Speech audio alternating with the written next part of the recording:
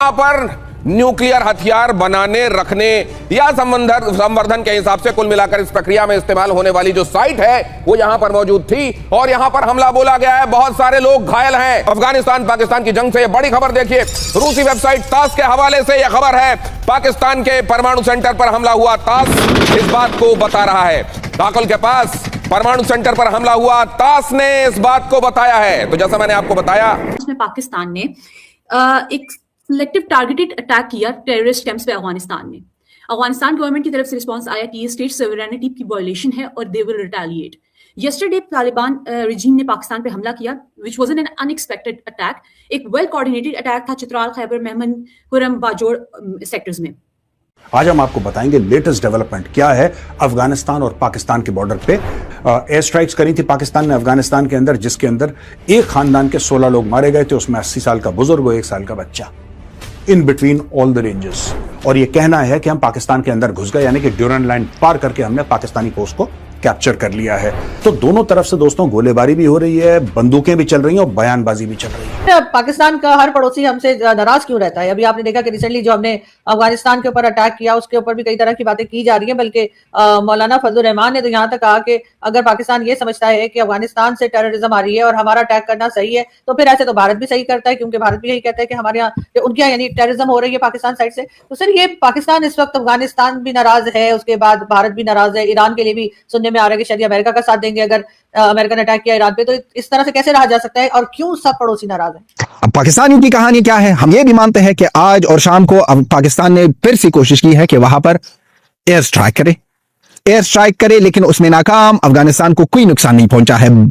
Opposite, Afghanistan की तरफ से अटैक्स हुए हैं ड्रोन और बाय एयर। हर एक जगह में अब पाकिस्तान की बहुत ज्यादा तबाही मचा गई है। ये बात हम कह सकते हैं कि बहुत ज्यादा तबाही मच गई है? नहीं। और हर एक जगह ये भी नहीं कहेंगे, क्योंकि हम ना पाकिस्तानी थे और ना है।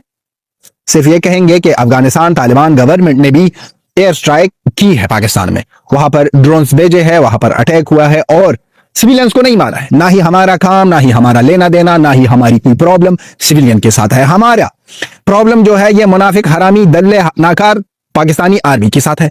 वो जो आसिम वा बेटा है, जो वो हर एक चीज के नाम पर ना एक काला डब्बा है, उसके साथ हमारा प्रॉब्लम है। पाकिस्तान की उस कड़ी को टूटना है, उस कड़ी को के साथ हिसाब बराबर करना है। हमारा प्रॉब्लम वहां पर है। हमारा प्रॉब्लम तो ये भाई, ये इस लोगों के साथ कुछ भी नहीं है।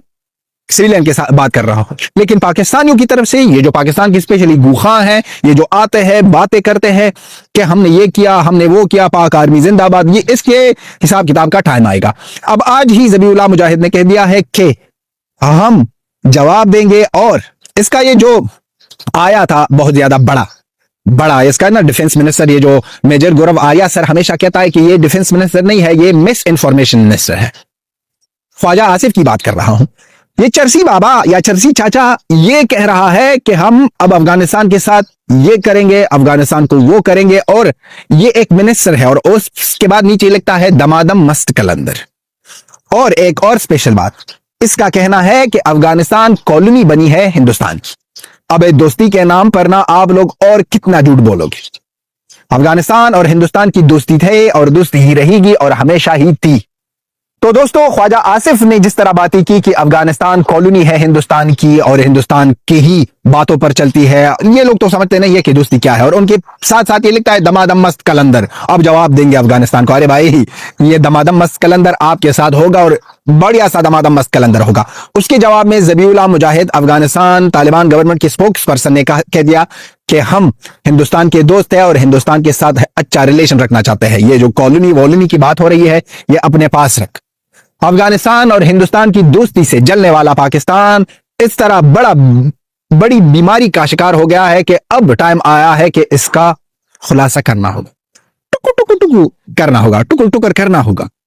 और ये खुद ही पाकिस्तानी चाहते हैं, खुद ही आसिम मुनीर चाहता है, और आसिम मुनीर जानता है कि उससे अब आगे नहीं होने वाला है। तो इससे बढ़िया है कि आगे नहीं होने वाला है, इससे बढ़िया है कि इसका सब कुछ खत्म हो जाए। बलूचिस्तान अपनी जगह पर, पाकिस्तान ऑक्युपाइड KPK अपनी जगह पर अफगानिस्तान के साथ, और पाकिस्तान ऑक्युपाइड कश्मीर और पाकिस्तान ऑक्युपाइड सिंध सब मिल जाए हिंदुस्तान, वो दोनों मिल जाए हिंदुस्तान को। यही टाइम आया है।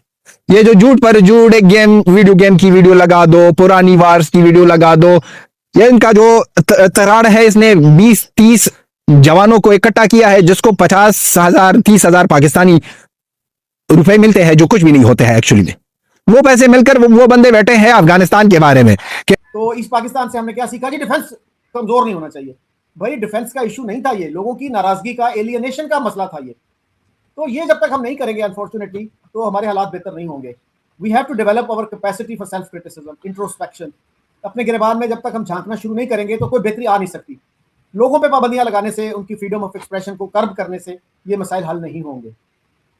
लेकिन सर इस वक्त जो इन्होंने अटैक किया अफगानिस्तान के ऊपर, क्या वो करना आपको लगता है कि ठीक किया इन्होंने? टाइमिंग्स ठीक थे, करना जरूरी था, अवॉइड नहीं किया जा सकता था? क्योंकि कई लोग ये भी कह रहे हैं कि रमजान के महीने में तो वैसे ही इस किस्म की लड़ाइयां जो है वो रोक दी जाती हैं, लेकिन इन्होंने फिर भी अटैक किया है। अब जवाबी जाहिर है कि वहां से भी जवाब आएगा, वो चुप तो बैठेंगे नहीं अफगानिस्तान के लोग, तो फिर जाहिर है कि ज्यादा मुश्किल है। अभी मैं एक क्लिप, बल्कि मैंने सुबह उसके ऊपर एक वीडियो भी बना के लगाई है, कमर चीमा साहब का। उनका कहना है कि हम अटैक करेंगे वहां पे कंधार को, और कई उन्होंने 1-2 सिटीज के नाम लिए, उनको तबाह कर देंगे, वहां की गवर्नमेंट को तबाह कर देंगे, पाकिस्तान अटैक करेगा, पाकिस्तान वहां पे बम भी फेंकेगा, क्या कुछ करेगा, हम न्यूक्लियर पावर है, हम 24 करोड़ लोग हैं। तो सर इस किस्म की बातें करने का क्या मतलब है? ऐसे तो फिर भारत, मैंने अपने वीडियो में भी कहा, फिर भारत भी यही कह सकता है कि वो भी न्यूक्लियर पावर है, उनके यहाँ भी टेररिज्म हो रही है, तो क्या वो भी पाकिस्तान के लाहौर, कराची, इस्लामाबाद उड़ा दें? मतलब ये वाली जो सोच पाकिस्तानियों में आ रही है, आपके ख्याल से क्या वो सही है? मेरा नहीं ख्याल कि ये सोच दुरुस्त है। और देखिए, अगर अफगानिस्तान भी न्यूक्लियर पावर होता, जैसे हमारे यहाँ बहुत से लोग कहते हैं जी हर मुल्क का ये हक है, वो अगर न्यूक्लियर पावर बनना चाहता तो बन जाए, तो क्या अगर अफगानिस्तान न्यूक्लियर पावर होता तो पाकिस्तान इस तरह का एक्शन ले सकता था? अगर अफगानिस्तान के पास भी एयरफोर्स होती तो क्या वो इसी तरह से उसको बर्दाश्त कर लेते, या वो भी जवाबी हमला करते? तो ये जो टिट फॉर टैट है, मेरे ख्याल में ये तो मसले का हल नहीं है। दोस्तों, दक्षिण एशिया की राजनीति इन दिनों फिर चर्चा में है, जहां पाकिस्तान, अफगानिस्तान और इंडिया के रिश्तों को लेकर सोशल मीडिया पर कई दावे किए जा रहे हैं। लेकिन किसी भी खबर को समझने से पहले यह जरूरी है कि हम तथ्यों और आधिकारिक बयानों को अलग अलग पहचानें, क्योंकि क्षेत्रीय सुरक्षा, परमाणु हथियार और अंतर्राष्ट्रीय कूटनीति जैसे विषय बेहद संवेदनशील होते हैं और इन पर गलत या अधूरी जानकारी भ्रम फैला सकती है। हाल के दिनों में कुछ पूर्व राजनैतिक व्यक्तियों के कथित बयान वायरल हुए, जिनमें परमाणु हथियारों को लेकर तीखी बातें कही गईं। पर याद रखिए कि किसी भी देश की परमाणु नीति अंतर्राष्ट्रीय समझौतों, संयुक्त राष्ट्र के नियमों और वैश्विक शक्ति संतुलन से जुड़ी होती है। इसलिए किसी एक बयान से जमीन पर हालात नहीं बदलते। विशेषज्ञ मानते हैं कि क्षेत्र में स्थिरता संवाद, आर्थिक सहयोग और आतंकवाद के खिलाफ संयुक्त प्रयासों से ही आ सकती है, न कि उकसावे भरे नारों से। हमें यह भी समझना चाहिए कि सोशल मीडिया पर ट्रेंड करने वाली हर बात आधिकारिक नीति नहीं होती। कई बार राजनीतिक बयान घरेलू राजनीति या समर्थन जुटाने की रणनीति का हिस्सा होते हैं। ऐसे में जागरूक नागरिक के तौर पर हमारी जिम्मेदारी है कि हम विश्वसनीय स्रोतों से जानकारी लें, अलग अलग दृष्टिकोण सुनें और भावनाओं के बजाय तथ्यों के आधार पर राय बनाएं। आगे के वीडियो में हम देखेंगे कि दक्षिण एशिया की बदलती भू राजनीति भारत के लिए अवसर और चुनौतियां दोनों कैसे लेकर आ रही हैं और क्या कूटनीतिक रास्ते इस पूरे समीकरण को नई दिशा दे सकते हैं। अगर आप भी चाहते हैं कि हम ऐसे ही जटिल अंतर्राष्ट्रीय मुद्दों को आसान भाषा में समझते रहें, तो जुड़े रहिए, क्योंकि आने वाले दिनों में कुछ बड़े घटनाक्रम इस क्षेत्र की तस्वीर बदल सकते हैं और उनका असर सीधे हम सब पर पड़ेगा। वीडियो पसंद आए तो लाइक करें, अपने विचार कमेंट में साझा करें और चैनल को सब्सक्राइब करना बिल्कुल न भूलें।